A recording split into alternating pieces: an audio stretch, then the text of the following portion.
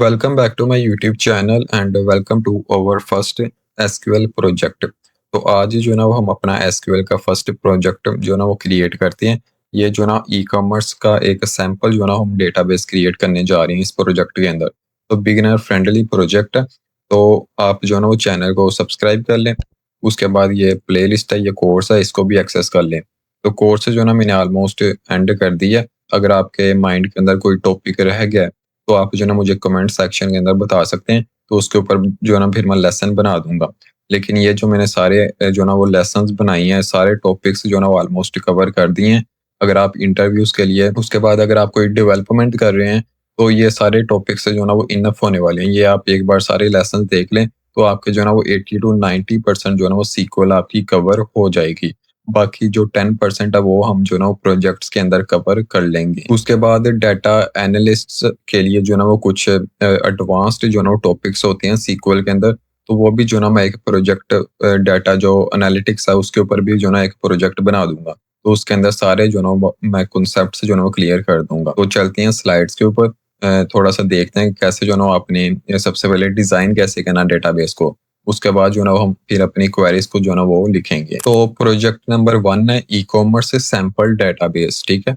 तो सबसे पहले स्टेप नंबर 1 क्या होता है कि अगर आप जो ना वो एक डेवलपर हैं या डेटाबेस एडमिनिस्ट्रेटर हैं या किसी भी पोस्ट के ऊपर जो ना वो काम कर रहे हैं, या जिसके अंदर डेटाबेसिस का जो ना वो इस्तेमाल होता है, तो आप कोई भी टूल इस्तेमाल कर रहे हैं, ठीक है, या फिर एसक्यूएल जो ना वो यूज़ कर रहे हैं, या फिर पोस्टग्रे, या तो रिलेशनल डेटाबेसिस के अंदर। तो फिर जो ना स्टेप नंबर 1 क्या होता है कि आपने जो ना वो अपनी एक जो ना वो बिल्डिंग करनी है कि मैंने जो ना वो क्या, आपने अंडरस्टैंड करना है कि मैंने क्या जो ना वो बिल्ड करना है। ठीक है। आपके माइंडसेट के अंदर होना चाहिए कि मैं क्या जो ना वो बिल्ड करने जा रहा हूँ। तो उसके लिए जो ना वो before writing a single line of SQL queries लिखने से पहले आपने अंडरस्टैंड करना है कि मैंने क्या जो ना वो बिल्ड करना है। We design our database. ठीक है। Before writing a single line of query, हमने जो ना वो कोई भी क्वेरी अभी नहीं लिखनी। सबसे पहले हमने अपनी डेटाबेस को जो ना वो डिजाइन करना है। तो a real e commerce store needs to track. एक जो ई कॉमर्स का स्टोर होता है, तो उसके अंदर जो ना कौन सी चीजें हमने ट्रैक करनी होती है। ठीक है। तो उसके लिए सारी चीजें जो ना हमने ई कॉमर्स के जो एक डेटाबेस बनानी है उसके अंदर ऐड करनी है। तो ये जो ना अपने डिजाइन करनी होती है अपनी क्वेरीज को लिखने से पहले। जैसे व्हाट मैंने इधर लिखा हुआ है, एक टेबल बनाया हुआ है, कस्टमर्स हु बाय। कस्टमर जो है ना वो मतलब कि बाय करेंगे, क्या बाय करेंगे। उसके लिए जो ना हमने एक कस्टमर्स का जो है वो टेबल बनाना है। आगे मैंने टेबल्स के नेम लिखे हैं क्योंकि डेटाबेस के अंदर रिलेशनल डेटाबेस है। इसके अंदर टेबल्स के अंदर जो है ना वो रोज एंड कॉलम्स के अंदर हम डेटा को जो है ना वो स्टोर करते हैं।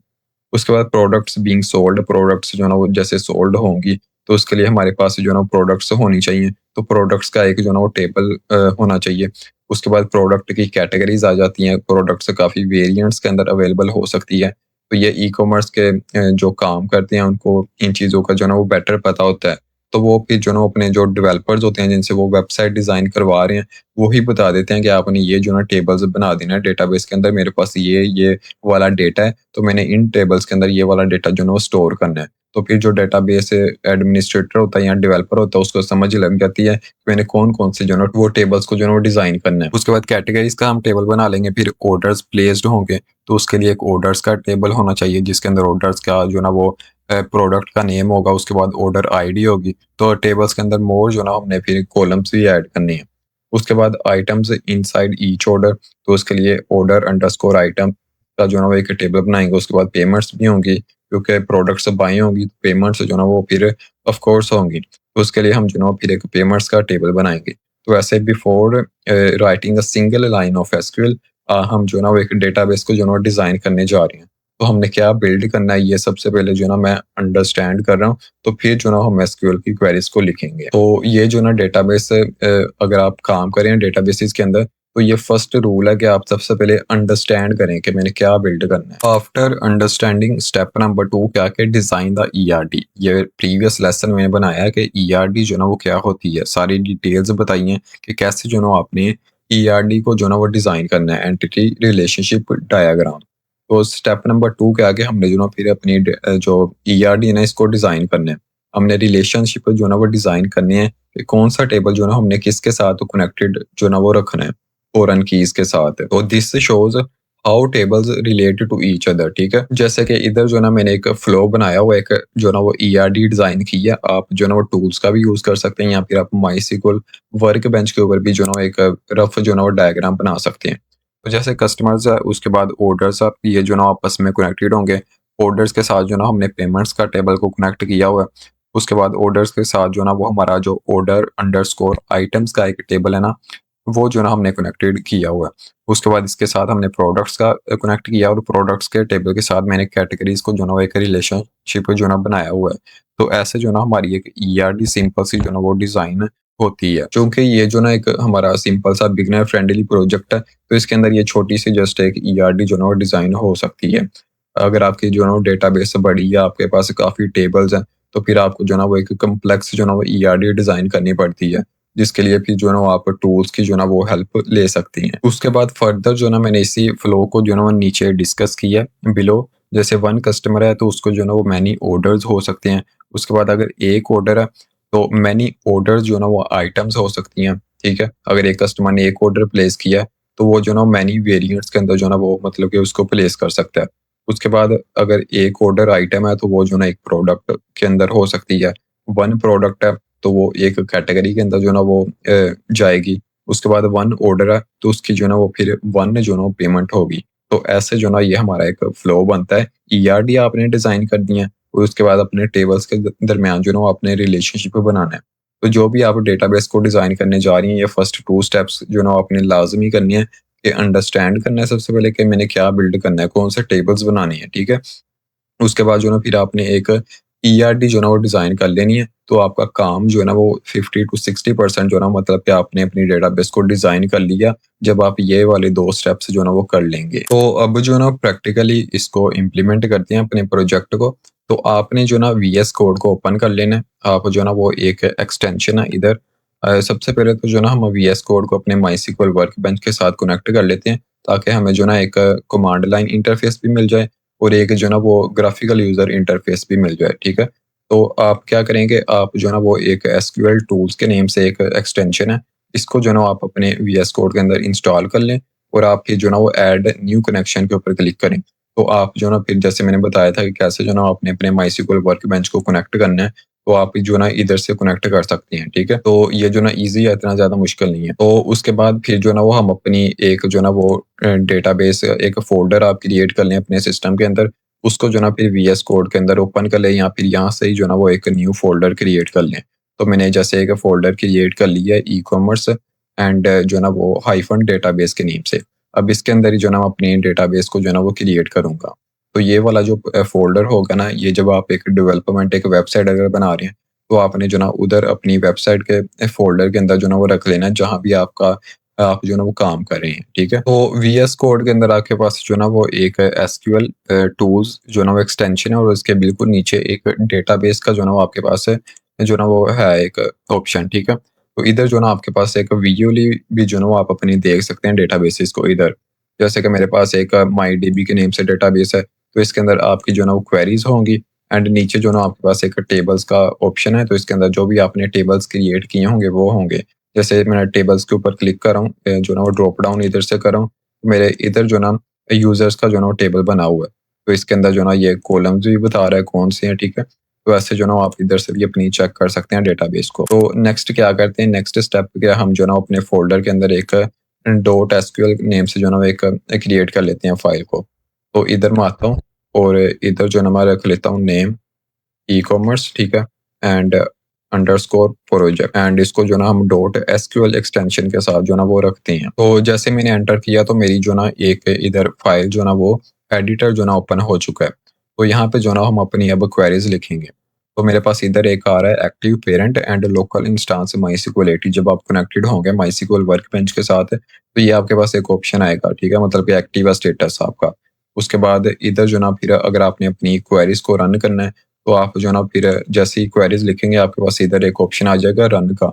तो आप इधर से जो ना अपनी क्वेरीज को रन कर सकते हैं। तो जब आप सारा कुछ जो ना अपना सेटअप कर लें वीएस कोड को ओपन करके, उसके बाद कनेक्ट कर लें माईस्क्ल वर्कबेंच के साथ, ठीक है, एक फोल्डर भी क्रिएट कर लें, और उसके अंदर आप जो ना ई-कॉमर्स अंडरस्कोर प्रोजेक्ट या किसी भी नेम से एक जो ना वो सीक्वल की फाइल क्रिएट कर लें। तो उसके बाद फिर जो ना हम अपन अब अपनी जो ना वो क्वेरीज को लिखते हैं।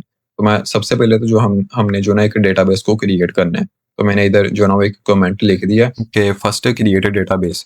तो इधर जो ना मैं डेटाबेस को क्रिएट करता हूँ। डेटाबेस को कैसे क्रिएट करते हैं, ठीक है? क्रिएट एंड आगे जो ना डेटाबेस, ये जैसे ही आप 1 जो ना वो अपना अल्फ़ाबेट लिखेंगे लेटर, तो ये जो ना कंप्लीट कर सकते हैं आप। उसके बाद क्रिएट डेटाबेस एंड जो ना आप ये भी आगे लिख सकते हैं इफ नॉट एग्जिस्ट। तो मैं जैसे इसको एंटर करता हूँ, अगर डेटाबेस जो ना इस नेम से नहीं बनी है, एग्जिस्ट जो ना वो नहीं करती, तो क्रिएट कर दो। अगर है तो फिर जो ना वो रहने दो। Create database if not exist. तो आगे जो ना आप अपनी डेटाबेस का नेम लिख दें। तो मैं ई-कॉमर्स अंडरस्कोर डीबी के नेम से जो ना वो एक डेटाबेस क्रिएट कर देता हूँ। उसके बाद मैं एक और लिख देता हूँ यूज़ एंड ठीक है?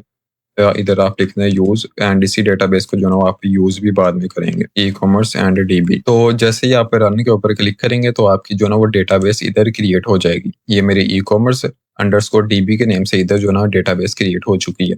एंड उसके बाद जो ना वो आपने अपनी डेटाबेस को यूज़ करना है।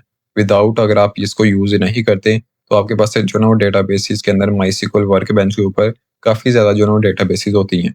तो आपने किस डेटाबेस के ऊपर काम करना है, तो आपको जो है ना वो फिर सीक्वल के इंजन को जो है ना बताना पड़ता है। तो उसके लिए जो है ना आप फिर यूज़ जो है ना अपनी आगे डेटाबेस का नेम करते हैं। तो जैसे मैं इसको रन करता हूँ, तो अब जो है ना हमारी डेटाबेस यूज़ हो चुकी है। अब जो है ना जो भी मैं क्वेरीज़ लिखूँगा, जो भी टेबल्स क्रिएट करूँगा, वो ऑटोमैटिकली जो है ना इस डेटाबेस के अंदर जो है ना वो क्रिएट होंगे। तो अब हमने जो है ना अपनी डेटाबेस को भी क्रिएट कर लिया, उसको यूज़ भी कर लिया। अब जो है ना हम अपने टेबल्स को क्रिएट करते हैं। तो मैंने टेबल नंबर 1 में क्रिएट करने जा रहा हूँ कैटेगरीज़ का। तो इसके लिए जो ना हम लिखते हैं क्रिएट एंड आगे जो ना आप लिख रहे हैं टेबल, ठीक है? टेबल एंड आगे जो ना आप अपनी जो टेबल है ना उसका नेम लिख रहे हैं। तो मैं इधर लिख देता हूँ कैटेगरीज़ एंड इधर जो ना फिर हम अपनी टेबल्स के अंदर जो भी हमने इंक्लूड करना है, वो एंटर करते हैं। तो टेबल्स के अंदर जो ना आपने कौन से कॉलम्स को क्रिएट करना है, ये चीज़ें जो ना आपकी जो भी रिक्वायरमेंट्स है, कौन सी इन्फॉर्मेशन जो ना आपने स्टोर करनी है, कौन सा डेटा जो ना आपने अपने यूज़र्स से लेना है, तो ये सारी चीज़ें जो ना आपको पता होनी चाहिए।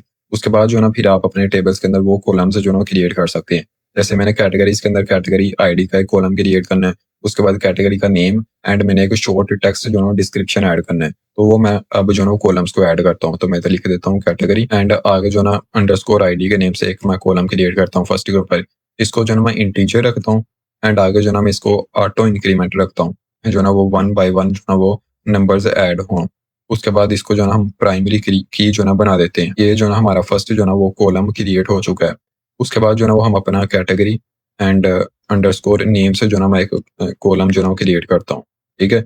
एंड इसको जो ना हम रख देते हैं वेरिएबल कैरेक्टर एंड 100 जो ना मैं इसकी लेंथ इसको रख देता हूँ और आगे जो ना मैं इसको रख देता हूँ कि नोट एंड नल। ठीक है? नोट नल मतलब कि ये जो ना वो लाज़मी इसके अंदर हमने ऐड करनी है कैटेगरीज़। उसके बाद जो ना एक रख देते हैं टेक्स्ट एंड इसको जो ना मैं रख देता हूँ डिस्क्रिप्शन। इधर जो ना आप कोई भी अपना जो ना वो डिस्क्रिप्शन जो ना वो ऐड कर सकते हैं। तो इधर जो ना लास्ट में आपने जो ना वो ये कॉमास भी लगाने हैं एंड इधर जो ना वो आपने ऐसे इसको एंड कर देना। तो इसकी फॉर्मेटेड इसको जो ना वो कर दें एंड इसको जो ना आप फिर रन कर दें, तो ये जो ना आपका एक कैटेगरीज़ का जो ना वो सिंपल टेबल जो है ना वो क्रिएट हो जाएगा। तो जैसे मैं यहाँ से इसको जो ना वो रन करता हूँ, तो ये मेरा एक कैटेगरीज़ का जो ना टेबल क्रिएट हो चुका है। चेक कर लेते हैं। इसको रिफ्रेश करता हूँ एंड ई-कॉमर्स ये टेबल्स के अंदर जाता हूँ, ई-कॉमर्स अंडरस्कोर डीबी। तो इसके अंदर जो ना हमारा एक टेबल इधर क्रिएट जो ना वो हो जाना चाहिए, फिलहाल नहीं हुआ, रिफ्रेश करते हैं। तो ये जो ना मैं टेबल्स के ऊपर आ गया हूँ, ये मैंने रिफ्रेश किया तो मेरे पास एक कैटेगरीज़ का जो ना वो टेबल बन चुका है। तो इसके अंदर ये कॉलम्स है category ID, category name and description, ठीक है? तो अब जो ना हम अपना सेकंड टेबल क्रिएट करते हैं प्रोडक्ट्स का। तो जस्ट क्या करते हैं कि हम क्रिएट करते हैं इसको एंड उसके बाद टेबल एंड उसके बाद जो ना प्रोडक्ट्स, सिंपल ऐसे जो ना आप अपने टेबल्स को जो ना वो क्रिएट कर लेते हैं। तो इधर जो ना आप अपने जो भी कॉलम्स आपने क्रिएट करने हैं, इसका उसके जो ना वो इधर आप नेम्स लिख सकते हैं। तो जैसे सबसे पहले मैं जो ना वो प्रोडक्ट एंड अंडरस्कोर आईडी के नेम से जो ना एक कॉलम क्रिएट करता हूँ, इसको इंटीजर रखता हूँ एंड उसके बाद जो ना इसको जो ना हम ऑटो इंक्रीमेंट रख देते हैं एंड आगे प्राइमरी की सिंपल एंड उसके बाद जो ना मैं एक कैटेगरी अंडरस्कोर आईडी का जो ना मैं एक कॉलम बनाता हूँ। इसको जो ना फॉरेन कीज के रिलेटेड हम यूज करेंगे। इसको जस्ट मैं इंटीजर जो ना वो रखता हूँ एंड उसके बाद प्रोडक्ट का मैं जो ना एक प्रोडक्ट अंडरस्कोर नेम के नेम से एक जो ना वो कॉलम क्रिएट कर लेता हूँ। इसको जो ना वो वेरिएबल कैरेक्टर एंड जो ना वो 150 जो ना मैं इसकी लेंथ रख देता हूँ और आगे जो ना ये नोट नल जो ना वो होना चाहिए, ठीक है? उसके बाद जो ना हम प्राइस का एक कॉलम क्रिएट करते हैं। तो इसको जो ना हम डेसिमल रखते हैं, डेसिमल एंड इसकी वैल्यू मैं रखता हूँ 10 एंड इसको भी जो ना मैं रख देता हूँ नोट एंड नल। उसके बाद हमारा जो है ना वो स्टॉक का भी एक जो है ना वो डेटा आएगा, स्टॉक अंडरस्कोर, और क्वांटिटी आएगा QTY रख देता हूँ, एंड इसको जो है ना मैं डिफॉल्ट रख देता हूँ 0, ठीक है। उसके बाद जो है ना हम अब एक जो है ना वो डेट टाइम भी जो है ना वो क्रिएट करते हैं, क्रिएटेड अंडरस्कोर ऐड के नेम से जो है ना मैं इसके अंदर जो है ना मैं रख देता हूँ डेट टाइम, ठीक है। उसके बाद जो है डिफॉल्ट, एंड आगे जो है ना वो current time stamps, simple. And last में जो है ना मैंने एक और ऐड किया, फॉरेन की को जो है ना ऐड कर दिया, जो हमने इधर एक कैटेगरी अंडरस्कोर आईडी का एक कॉलम ऐड किया था ना, उसको जो है ना फॉरेन की बना दिया, जो कि रेफरेंस जो है ना वो ले रही है categories and category underscore ID. Categories का जो हमारे पास एक हमने ऊपर जो है ना वो टेबल जो है ना वो क्रिएट किया, ठीक है। तो ये सेकंड हमारा टेबल क्रिएट ऐसे होगा कि हमने प्रोडक्ट्स का जो है ना टेबल ऐड किया, और इसके अंदर ये सारे कॉलम्स ऐड किए हैं जो भी हमें इंफॉर्मेशन जो है ना वो स्टोर करनी है। तो इसको जो है ना मैं यहाँ से रन करता हूँ, तो सिंपल जो है ना हमारा टेबल क्रिएट हो चुका है। इधर से रिफ्रेश करके चेक कर लेते हैं टेबल्स के अंदर, एंड ई कॉमर्स के अंदर टेबल्स के अंदर जो है ना वो अभी नहीं आया, थोड़ा सा इधर टाइम लगता है रिफ्रेश होने में, तो इधर जो है ना हमारा टेबल आ जाएगा क्रिएट होकर। एंड देन जो है ना हम अपने कस्टमर्स का एक टेबल क्रिएट करने जा रहे हैं, जिसके अंदर कस्टमर्स की जो है ना वो सारी इन्फॉर्मेशन स्टोर्ड होगी।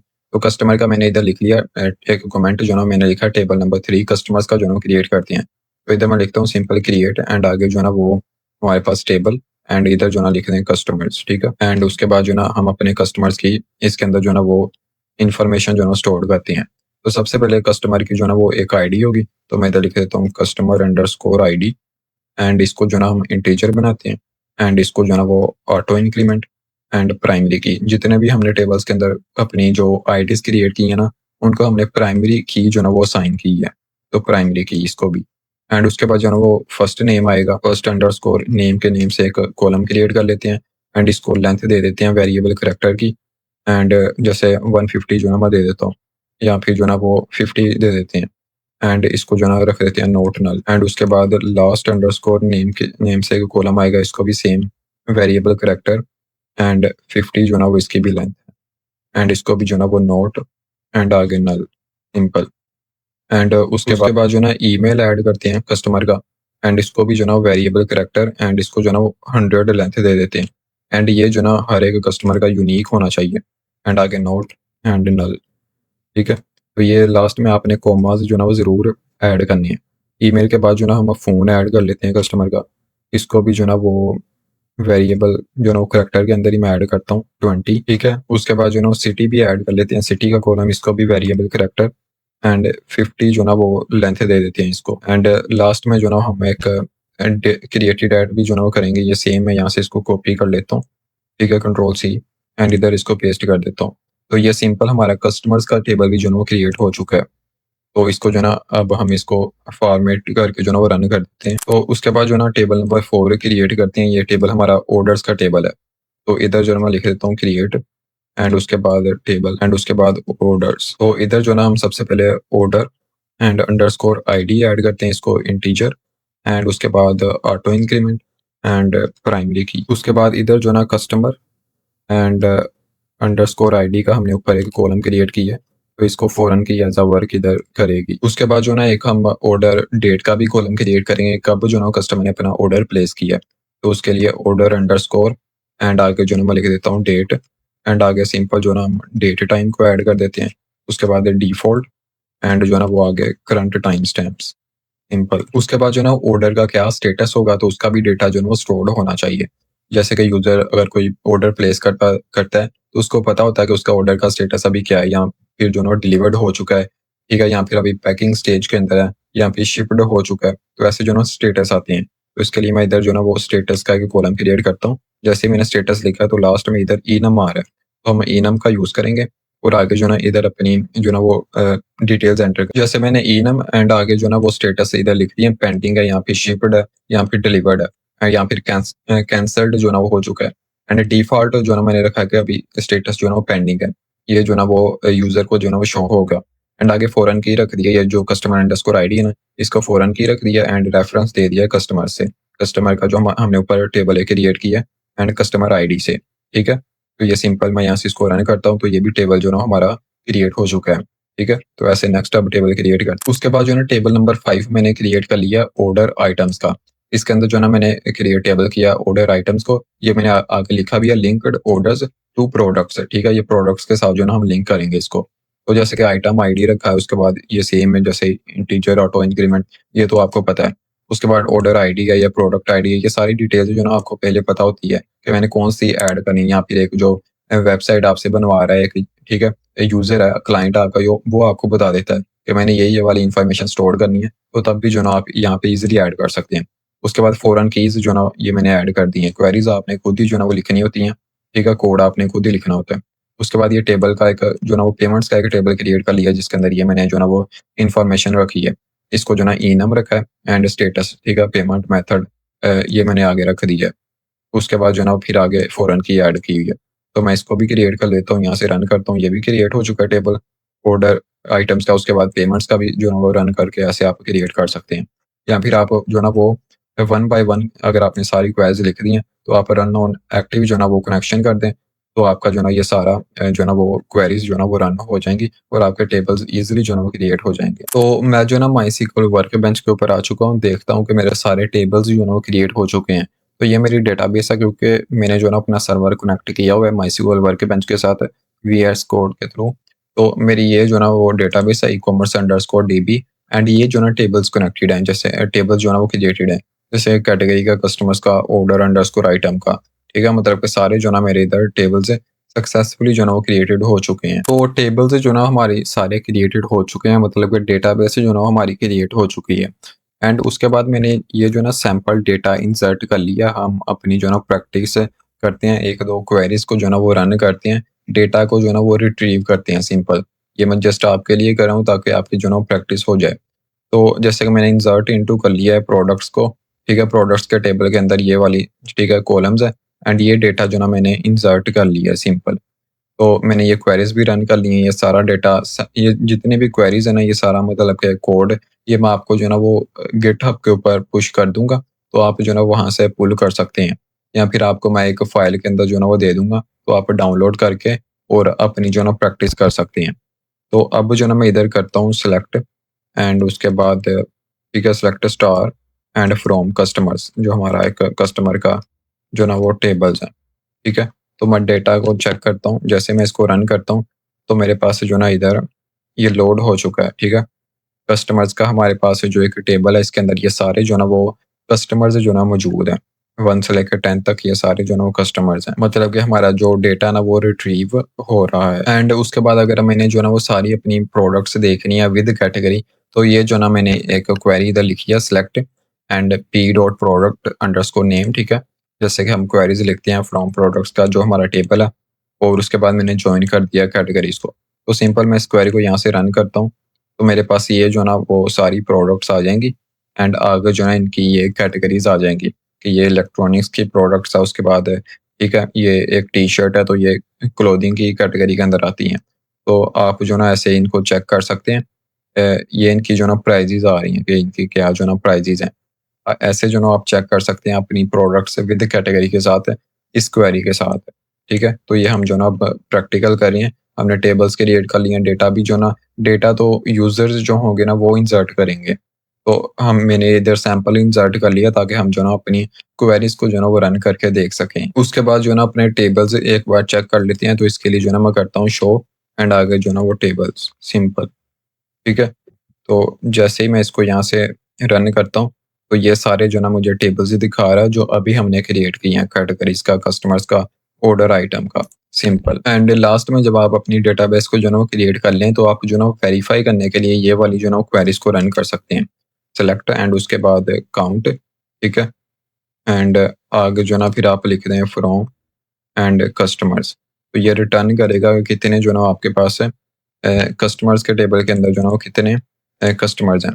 तो जैसे ही मैंने इसको रन किया, ये बता रहा है 10 है, ठीक है? इसने बताया कि 10 जो है ना वो कस्टमर्स हैं।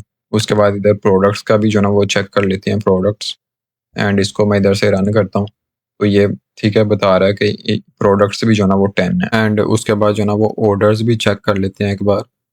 तो इसको यहाँ से रन करते हैं, तो ये बता रहा है ये भी जो है ना वो 10 है। तो ये सिंपल सा एक बिगिनर फ्रेंडली जो ना वो प्रोजेक्ट था, जस्ट हमने टेबल्स जो ना वो क्रिएट किए हैं कि कैसे जो ना अपने बैकएंड के ऊपर सीक्वल के अंदर जो ना वो काम करना है। हमने सबसे पहले एक डेटाबेस क्रिएट किया, उसको यूज़ किया, उसके बाद कैटेगरीज का टेबल एक क्रिएट किया, इसके अंदर इंपॉर्टेंट हमने ये कॉलम्स जो है ना वो ऐड किए हैं, ठीक है, एंटिटीज एंड एट्रीब्यूट्स को ऐड किया है। तो ये सारे टेबल्स क्रिएट करने के बाद ये मैंने जो है ना वो फिर इधर डेटा भी इंसर्ट कर लिया एंड हमने जो है ना इधर अपनी क्वेरीज को भी जो है ना वो परफॉर्म किया है। तो ऐसे एक जो है ना बिगिनर लेवल के ऊपर आप जो है ना वैसे प्रैक्टिस कर सकते हैं, अपनी क्वेरीज जो है ना वो आप ऐसे राइट कर सकते हैं, ठीक है। तो आई होप आपने जो है ना वो आज का प्रोजेक्ट समझ लिया होगा। तो ये सिंपल सा प्रोजेक्ट था। तो नेक्स्ट आने वाले प्रोजेक्ट्स के अंदर हम जो है ना वो एडवांस्ड लेवल के ऊपर जो है ना वो काम करेंगे, ठीक है। मतलब कि प्रोडक्शन एक वेबसाइट सैंपल में बनाऊँगा और उसके साथ जैसे यूज़र एंटर करेगा, अपनी फॉर्म फिल करेगा, तो वो बैकएंड के ऊपर कैसे वर्क करेंगी सारी चीज़ें, तो ये नेक्स्ट आने वाले प्रोजेक्ट्स के अंदर देखेंगे। तो चैनल को जो है ना आप सब्सक्राइब कर लें, उसके बाद ये कोर्स है तो इसको भी एक्सेस कर लें। तो आप जो है ना ये फर्स्ट लेसन है व्हाट इज़ एसक्यूएल, तो इसके ऊपर आके जो है ना वो एक कमेंट अपना एक रिव्यू दे सकते हैं कि आपको ओवरऑल जो है ना वो कोर्स कैसा लगा है। तो थैंक यू।